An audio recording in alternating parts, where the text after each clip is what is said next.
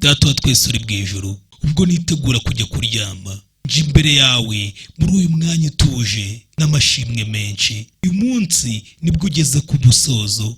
Nishimiye ku byo nabonye byose muri uyu munsi.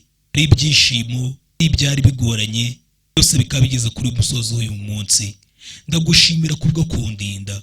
Ndagushimira kubw'isaha yose nabonye mu buzima bwanjye. Ndagushimira kubw'amasomo yose nabonye muri ubu buzima nayo nabashiye kwiga.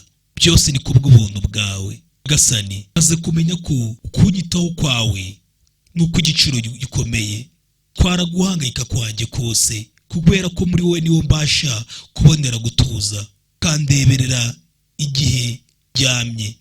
Ndagusaba uburinzi bwawe, amahoro yawe antwikira ijoro ryose. Ibitekerezo byanjye ubirinde guhangayika, umutima wanjye ubwoba, ndetse mbane nawe ndetse n'urukundo rwawe n'ubuntu bwawe muri iri joro.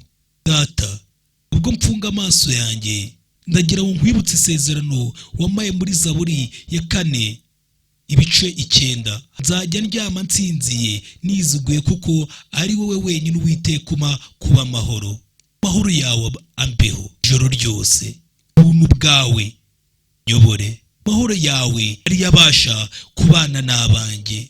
Ubwo ndaba nitegura kubona undi munsi ukurikiraho, nawo nze kubana n'ubuntu bwawe n'imbabazi zawe. Nyagasani, nkweretse umuryango wanjye n'inshuti zanjye.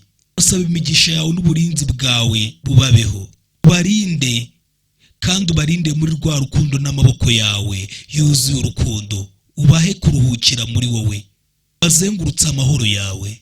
Bumve utekano uva kuri wowe n'urukundo rwawe mu buzima bwabo. Ubayobore kandi ubahe ibyo bifuza.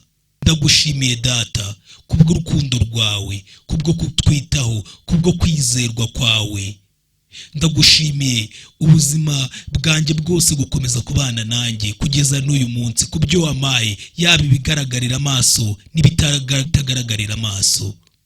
Ubwo ngiye kuryama, ndagira ngo nduhuke kandi nze gusinzira mu rukundo rwawe n'ubuntu bwawe. Kiza ibyizero byanjye byose muri wowe, ibyiringiro byose wowe Data. Nkuhaye amashimwe yose, icyubahiro cyose kibi cyawe. Tubisenge mu izina rya Yesu Kristo. Amen.